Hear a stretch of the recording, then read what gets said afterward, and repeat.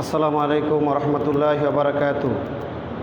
পাঁচরুখী Begum Anwara degree কলেজের পক্ষ থেকে রসায়ন লাইভ ক্লাসে স্বাগতম।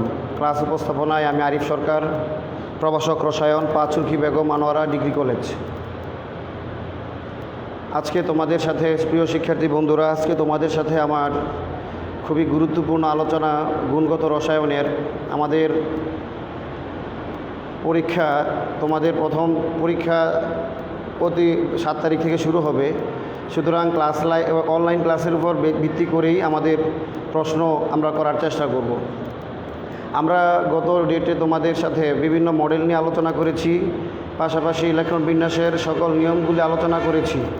আজকে আলোচনা করব ইলেকট্রন বিন্যাস।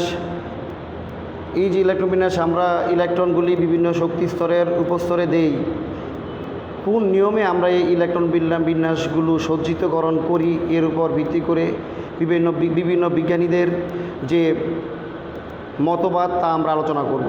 প্রথমে আমরা আলোচনা করব পলির বা পাউলির বর্জন নীতি। বিজ্ঞানী পাউলির যে বর্জন নীতি, বিজ্ঞানী পাউলি বলেছে যে একটি পারমাণবিক অরবিটালের যে কোনো শক্তি স্তরের যে পারমাণবিক অরবিটালগুলো থাকে, এস হতে পারে, পি হতে পারে, ডি হতে পারে, এফ হতে পারে, যে কোনো শক্তি স্তরের পারমাণবিক অরবিটালে দুটি ইলেকট্রনের 4টি কোয়ান্টাম সংখ্যার মান কখনো এক হতে পারে না। অর্থাৎ 3টি কোয়ান্টাম সংখ্যার মান এক হলেও 4র্থ নম্বর যে কোয়ান্টাম সংখ্যার মানটা ভিন্ন হবে।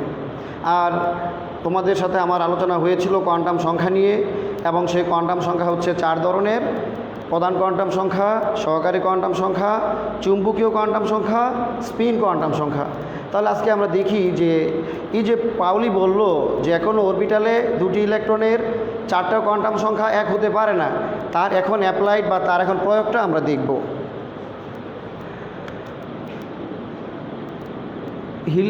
হিলিয়ামের হচ্ছে 2 পারমাণবিক সংখ্যা 1s2।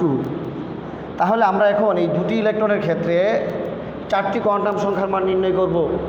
যদি হিলিয়ামের প্রথম ইলেকট্রনটা আমরা কাউন্ট করি, তাহলে বলতে পারি হিলিয়ামের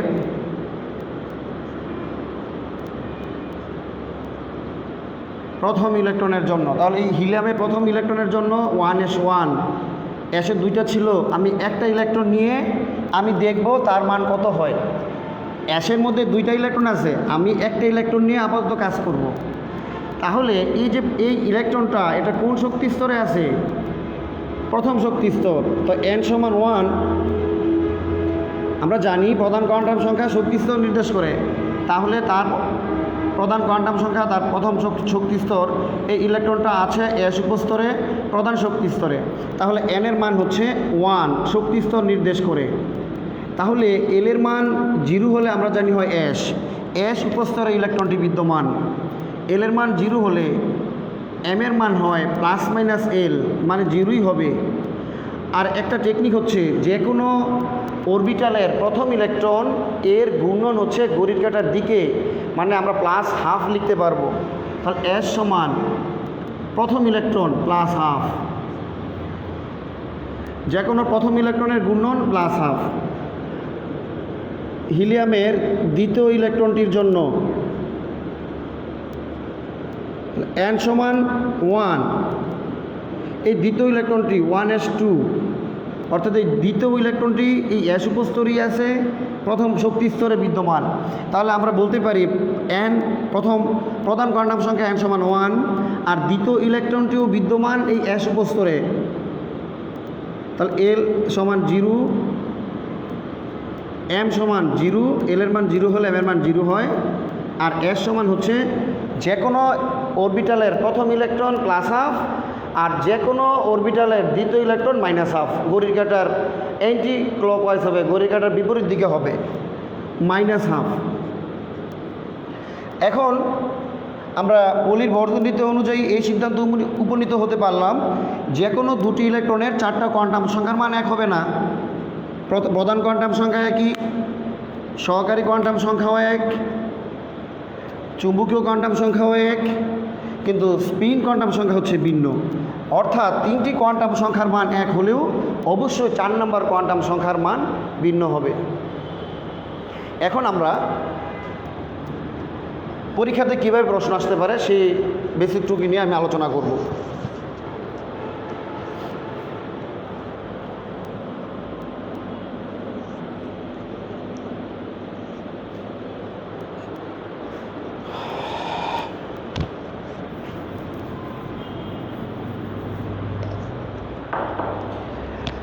যে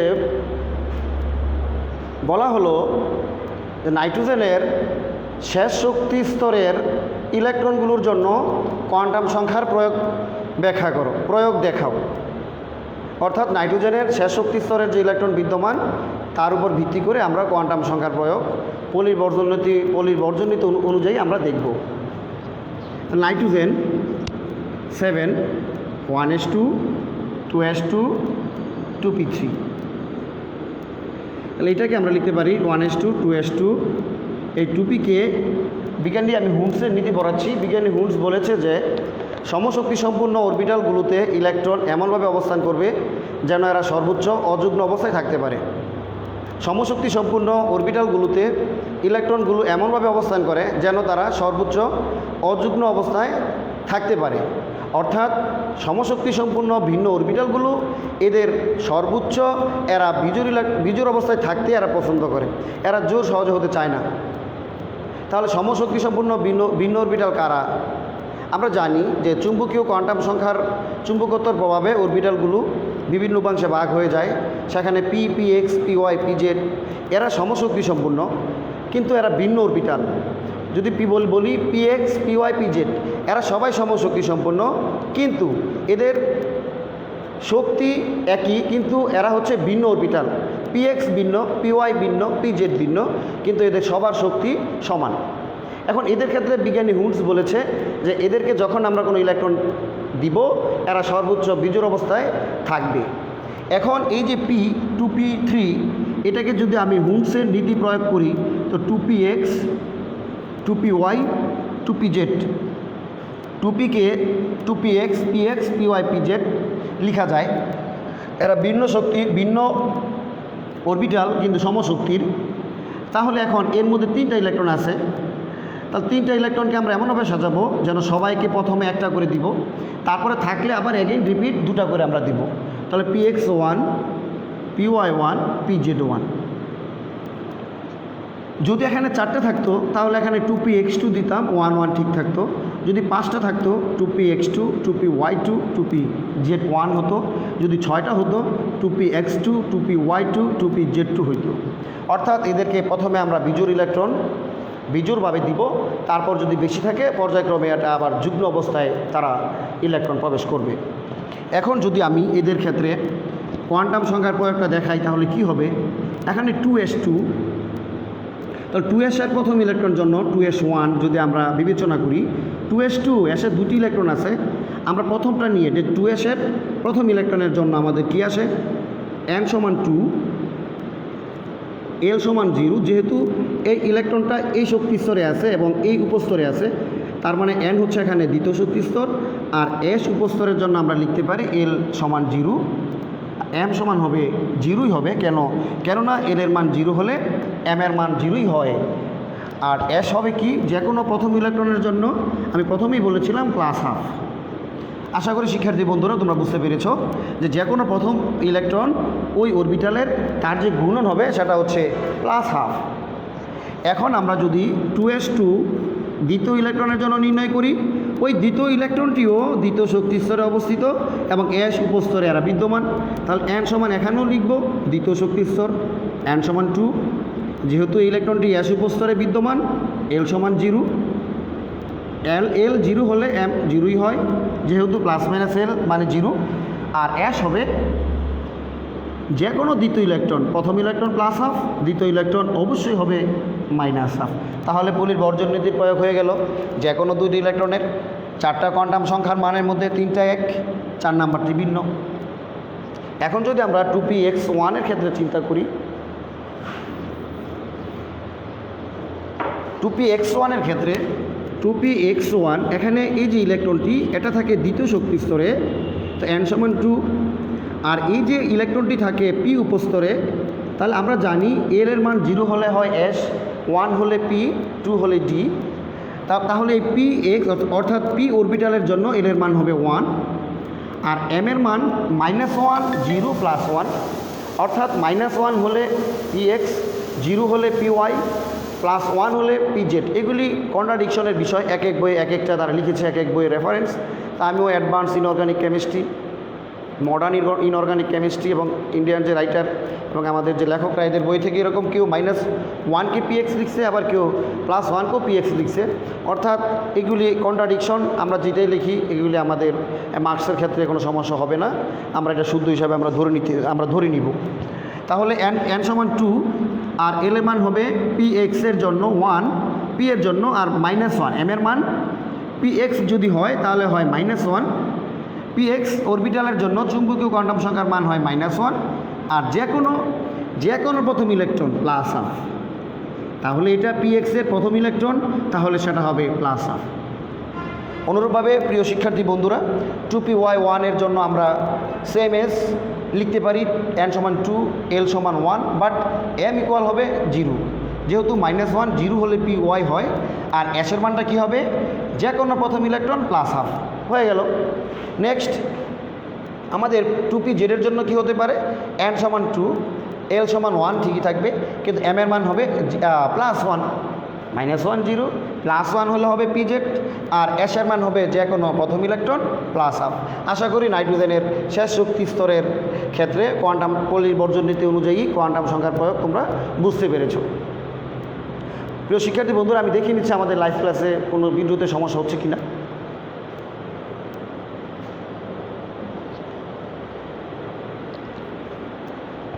জি, থ্যাংক ইউ। এখন আমরা দেখব যে ধরে নাও যে ক্রোমিয়ামের বললাম যে ক্রোমিয়ামের 24, তার শেষ ইলেকট্রনটির জন্য পলির বর্জন নীতির প্রয়োগ দেখাও, বা 4টি কোয়ান্টাম সংখ্যার মান তোমরা ব্যাখ্যা করো, 4টি কোয়ান্টাম সংখ্যার মান নির্ণয় করো। ক্রোমিয়ামের শেষ শক্তি স্তর কোনটি?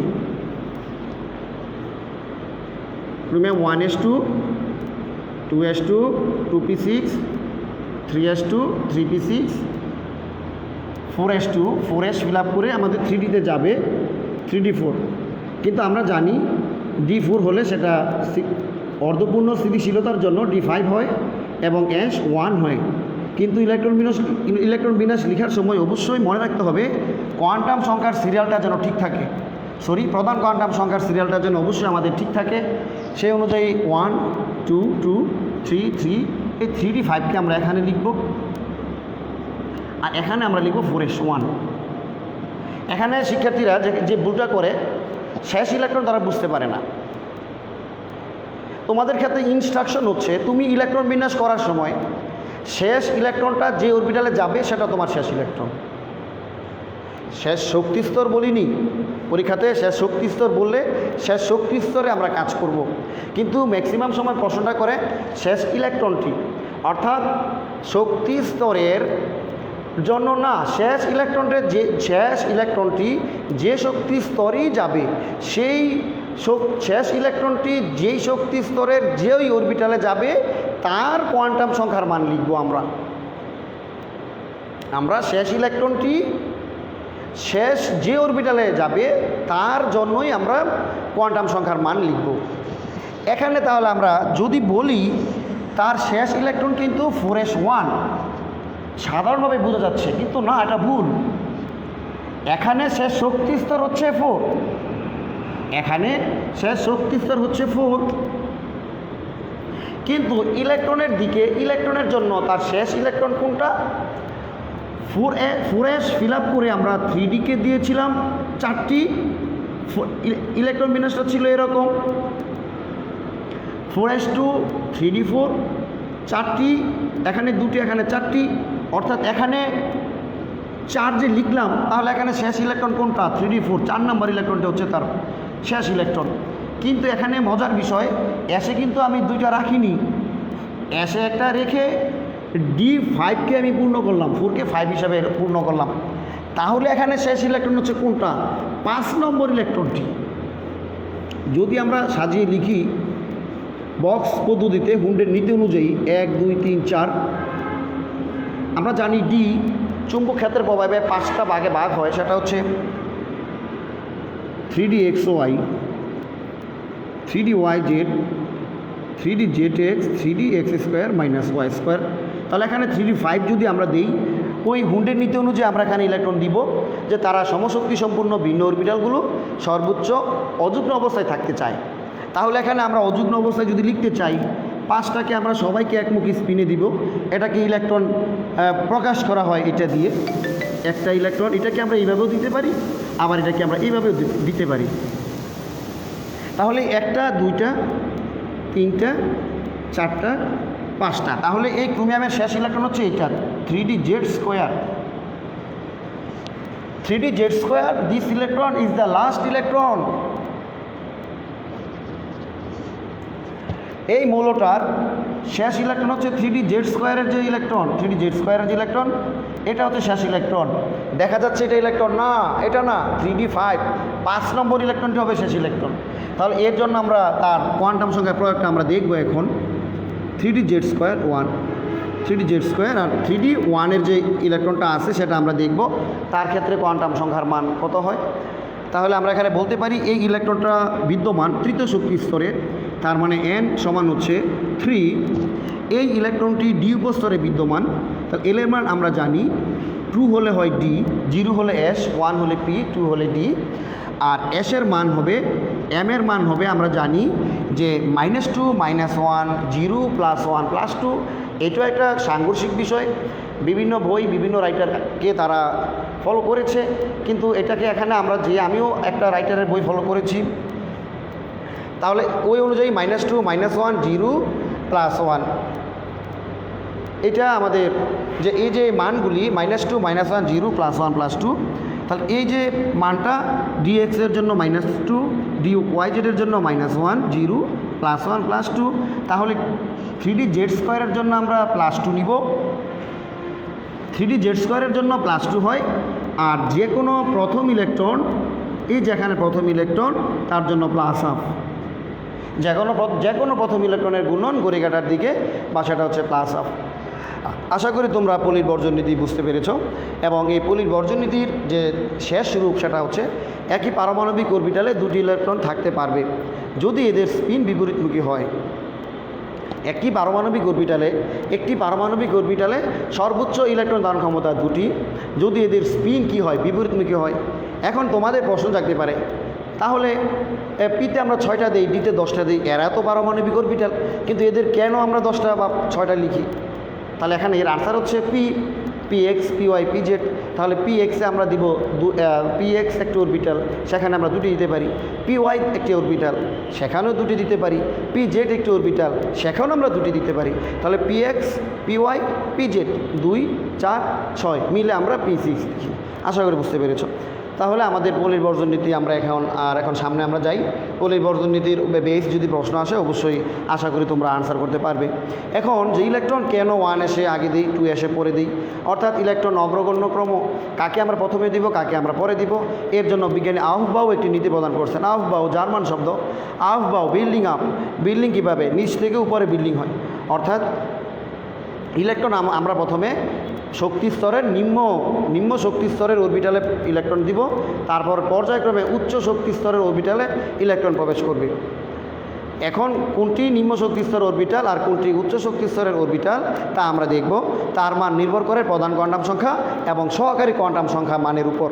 প্রধান কোয়ান্টাম সংখ্যা এবং সহকারী কোয়ান্টাম সংখ্যার মান যদি বেশি হয় সেটা তার ওই শক্তি স্তরের অরবিটালের মান বেশি, আর যদি মান কম হয় সেটা কম, আর যেটাতে কম সেটাতে আমরা প্রথমে ইলেকট্রন প্রবেশ করাবো। তাহলে আমরা দেখি নেই মান নির্ণয় করে কাকে আমরা দিতে পারবো, তা কাকে দিতে পারবো না। এই অনুযায়ী আমাদের প্রশ্ন আসে যে পটাশিয়ামের 19তম ইলেকট্রনটি 3Dতে না গিয়ে 4s-এ যায় কেন?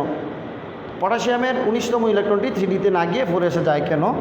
Potassium 19 1s2 2s2 2p6 3s2 3p6 4s2 3d1। তাহলে পটাশিয়ামের 4s2 না, আমাদের 19 18টার একটা 19টা, এখানে 3d 4s1 3d 0।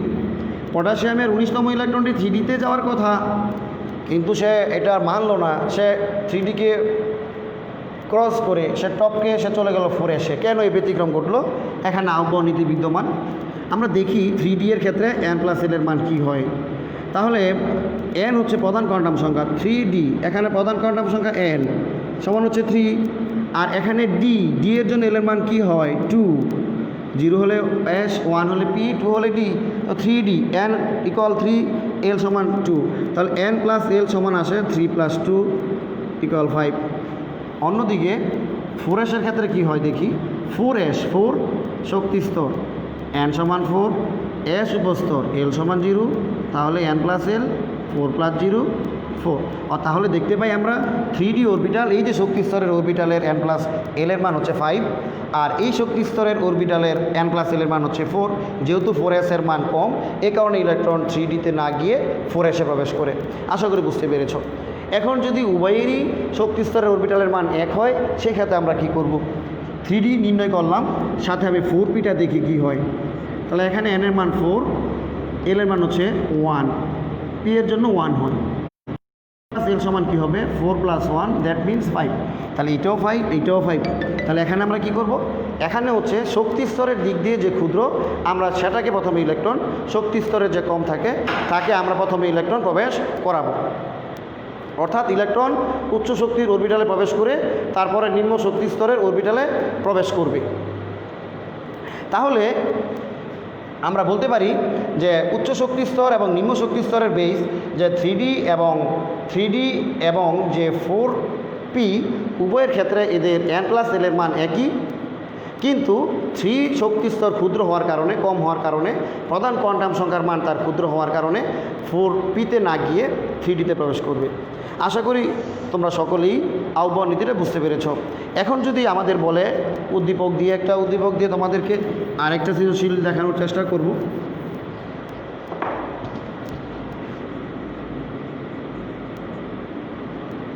সেটা হচ্ছে যদি এখানে 1 2 3 একটা ইলেকট্রন তৃতীয় শক্তি স্তর থেকে প্রথম শক্তি স্তরে ফিরে আসলো, সেক্ষেত্রে যদি প্রশ্ন আসে যে উদ্দীপকের উদ্দীপকের শেষ শক্তি স্তরের জন্য মোট অরবিটাল সংখ্যা এবং মোট ইলেকট্রনের সংখ্যা নির্ণয় করো, গণনা করো, এবং ইলেকট্রন যদি তৃতীয় শক্তি স্তর থেকে প্রথম শক্তি স্তরে নেমে আসে বা ফিরে আসে, তাহলে সেক্ষেত্রে এদের শোষিত শক্তির মান কত হবে। তাহলে এর আনসার আমরা কীভাবে করব, আমরা দেখিনি যে তৃতীয় শক্তি স্তর এখানে বলা আছে, তৃতীয় শক্তি স্তর এবং ইলেকট্রন যদি নেমে আসে, তাহলে এখানে n সমান 3 নিয়ে আমরা কাজ করব। এই তৃতীয় শক্তি স্তরে আমরা কতগুলো অরবিটাল তা নির্ণয় করব, এবং সেই অরবিটালে কতগুলো ইলেকট্রন থাকতে পারে তা নির্ণয় করব, এবং সেখানে আমরা শোষিত শক্তির মান নির্ণয় করব। তাহলে n সমান যদি 3 হয়, তাহলে l এর মান কী হয়, n মাইনাস 1, 3 মাইনাস 1 2, অর্থাৎ l এর মান হচ্ছে 0 1 2। এটা বলতে পারি আমি 0 1 2। এখন যদি l এর মান 0 হয়, তাহলে m এর মান 0, যদি l এর মান 1 হয়, তাহলে m এর মান কি হবে -1 0 +1, আর যদি l এর মান 2 হয়, তাহলে m এর মান হবে -2 -1 0 +1 +2। আশা করি বুঝতে পেরেছ যে এখানে n সমান 3 তৃতীয় শক্তি স্তর, তাহলে l সমান n -1 3 -1 2 0 1 2। তাহলে আমি বলতে পারি যখন l সমান 0, m সমান 0, l সমান 1, m সমান লিখতে পারি +- l -1 0 +1, l সমান 2, m সমান +- 2 -1 -2 -1 0 +1 +2। তাহলে এখানে আমাদের টোটাল অরবিটাল কয়টা হলো, m এর মানের উপরে আমরা টোটাল অরবিটাল আমরা নির্ণয় করব। m এর মান এখানে একটি 0 শুধু একটা মান, এখানে 3টা মান, এখানে 5টা মান, তাহলে টোটাল হচ্ছে আমাদের 9টা অরবিটাল। তাহলে আমাদের টোটাল তৃতীয় শক্তি স্তরে মোট অরবিটাল হচ্ছে 9টি। আর আমরা পলির বর্জনীতি অনুযায়ী আমরা জানি যে প্রত্যেকটা অরবিটালের ইলেকট্রন সংখ্যা হচ্ছে 2টি করে, তাহলে মোট ইলেকট্রন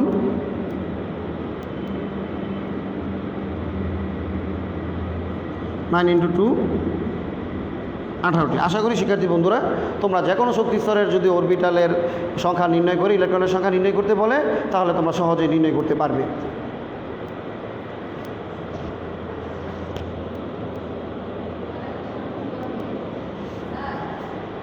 আমি তো ক্লাস করতেছি, তো আপনার কি জ্ঞান না ক্লাস করতেছি না?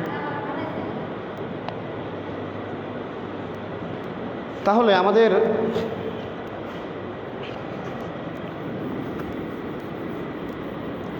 এখন যদি তৃতীয় শক্তি স্তরের এখন যদি আমরা শোষিত শক্তির আমরা নির্ণয় করতে চাই, তাহলে সেটা কি হবে, যে তৃতীয় শক্তি স্তরের যে শোষিত শক্তির মান সেটা নির্ণয় করার জন্য আমরা বলতে পারি যে এখানে প্রথমে তৃতীয় শক্তি স্তরের মানটা আমরা নির্ণয় করব E3। আমরা এনতম কক্ষপথের শক্তি এবং এনতম কক্ষপথের ব্যাসার্ধের মান, একটাই আমাদের সূত্র আছে যে এখানে আমাদের এই তৃতীয় কক্ষপথের শক্তি নির্ণয় করব এবং প্রথম কক্ষপথের শক্তি নির্ণয় করব, এবং সেখানে শক্তির পার্থক্য হচ্ছে ডেল ই সমান E3 মাইনাস E1, অর্থাৎ তৃতীয় কক্ষপথের শক্তি মাইনাস প্রথম কক্ষপথের শক্তি। এই শক্তির যে মান সেটা হবে শোষিত শক্তির পরিমাণ। তাহলে E3 এটার সূত্র হচ্ছে মাইনাস 2π² m² e⁴, আর এখানে আমাদের হবে n² h²। এখানে আমরা মানগুলি বসাবো, যেটা হচ্ছে পারমাণবিক সংখ্যা। এখানে যে মৌল দেওয়া থাকবে তার পারমাণবিক সংখ্যা বসাবো। m হচ্ছে প্রদত্ত মৌলের ভর, ইলেকট্রনের ভর, সেটা আমরা গ্রামে বসাবো। আর এখানে ইলেকট্রনের চার্জটা আমরা বসাবো, যে ইলেকট্রোস্ট্যাটিক ইউনিটে বসাবো। n হচ্ছে প্রধান কোয়ান্টাম সংখ্যা, এইচ হচ্ছে আমাদের প্ল্যাঙ্কের ধ্রুবক।